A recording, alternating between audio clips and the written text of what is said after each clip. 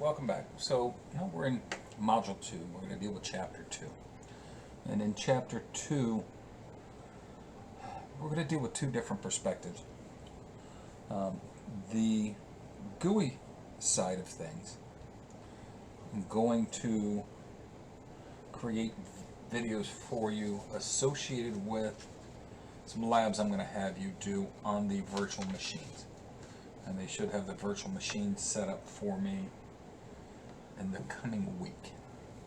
So with that said, we'll have the first part of the GUI side of it conceptually, but I've got some really good videos available to you, an entire playlist actually. It's 5 different videos walking you through performing the tasks within this module in PowerShell. Now, PowerShell can be a real pain. I've got some great videos on how to do PowerShell, but they're actually dated, back about 7 years old now. So I was really happy to come across this playlist with what I consider some quality PowerShell videos related to, as I said, the content directly from this module. So what are we having to deal with here? And we're dealing with an Active Directory. The first video that I have for you, I should say the second video, the one that follows this one.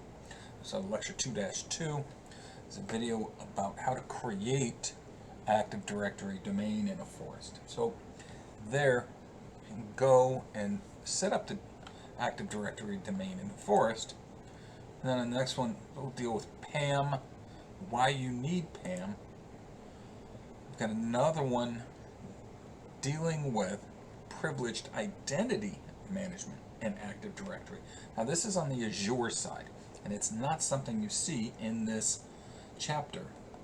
But since we're already talking about it in Server 2022, I figured it's the best place to hit on it for Azure, because I don't want to just look at standalone systems. I'd like to look at Azure if we can.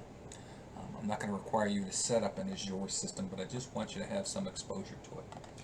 I've got a requirement for students to have some kind of credit card account associated with their Azure account. It's just, for what we're doing, it's too frustrating. So with that said, I want you to have exposure to it in the 4th lecture, but we're not actually going to deal with it in a hands-on perspective. But in that tab within this module page, I've also got a link to the entire walkthrough for Azure and the Active Directory Privileged Identity Management. The thing I've got beyond that, the Lecture 2-5, that is the PAM from a PowerShell perspective lecture. And at that same tab, or the same tile within this page, I've got the link to the playlist for all the videos. I strongly emphasize you go through all those PowerShell videos. PowerShell's a go-to tool, and you're going to get hit with a couple of, at least one, probably 2 virtual machine labs associated with running PowerShell commands. Okay. So with that said, what are we dealing with here? Well, features that are in Active Directory domain services within 2022, Server 2022.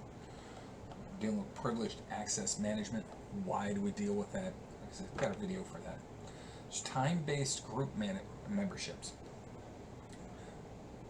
I've got a video within that playlist on PowerShell on how to set that up using PowerShell. We'll set that up in another video once the Hyper-V servers come online. Got a little bit on Hello for Business, and then some time sync improvements within Server 2022. Now, go through everything that we've got here. Watch the 4 other videos aside from this one. I've got quiz, much like the quiz from the first module, that I think I've got 10 or 12 questions. Just knock out those questions. They come straight from the text. Not difficult, but I want you to spend the time going through this content. Now, along with going through this content, I want you to go outside the course and always be thinking about the discussions. What can I bring back? What can I bring to everyone else to show them, hey, here's something else that wasn't mentioned in the book, or here's a better perspective on it. They used to have some great videos, like I said, relative to different concepts within server. They're deprecated now. We're talking about 2016 and 2019 server, and I don't want you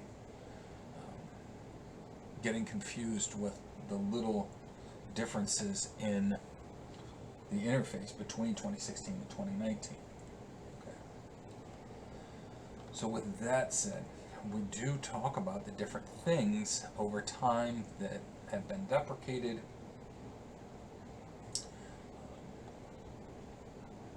things that have been added, and the different ways to look at securing these resources.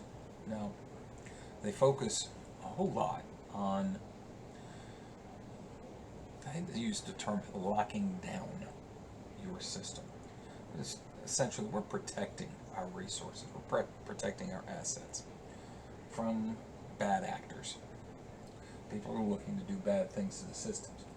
So, with that said, PAM is one of our key tools to be able to do that. Now, I posted that one video about PAM, and I've also got the other one where we're enabling PAM using PowerShell.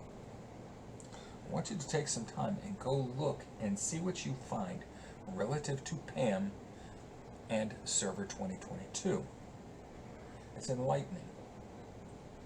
You'll see a lot of people focused on PAM, but not from a here's how you use PAM in Server 2022 perspective. It's more of a, you need PAM, and our company is going to help you implement it. And here's why. If there's that many people that are doing it, there's got to be some money flow in there. Right? So it could be an opportunity for you if you are in or wanting to be in the cybersecurity domain. That's the kind of thing that you would want to spend some time looking at. Okay? And they focus here on the web attacks that were blocked each month. These are things that we need to take into consideration. How often are they trying to breach our system? And what are we able to do to protect our systems? PAM's one of those ways that we can implement a solution in Active Directory. So, with that said, we go in great depth talking about different types of attacks and how you're protecting the system in Active Directory from these attacks. So, one main focuses on this module or this chapter is protecting the system using Active Directory. So when we go create these structures, these forests, these domains, these organizational units, these groups, and we set the policies associated with each one, we're not doing it just because it's pretty. We're doing it because it's protecting the system. So with that said, go through these. I think I mentioned before, you've also got the ability to have this module read to you if you want. Now, one of the things that they talk about is the ability to, using PAM, go in and set a time to live value so that the user in the group only has so many days or so many hours, whatever we want to set it up as. And at the end of that time, or end of that duration, they no longer have access. So we're not just looking at somebody's ability to access because they're a member of the group. We can also limit their access to a specific time frame. We can limit their access to specific hours of the day. So a lot of things that we can take into consideration. So we're still looking at this from, I'm going to say, the 10,000 foot view. We're looking at it from way high up above, and we're starting to drill into it little bit by little bit. So here we go and talk about the PowerShell commands. I've got those, like I said, in that last video, and the rest of it's in that video playlist in Lecture 2-5 area of this module. Okay? So with that said, I will see you in Module 3, and I look forward to interacting with everybody in the discussions.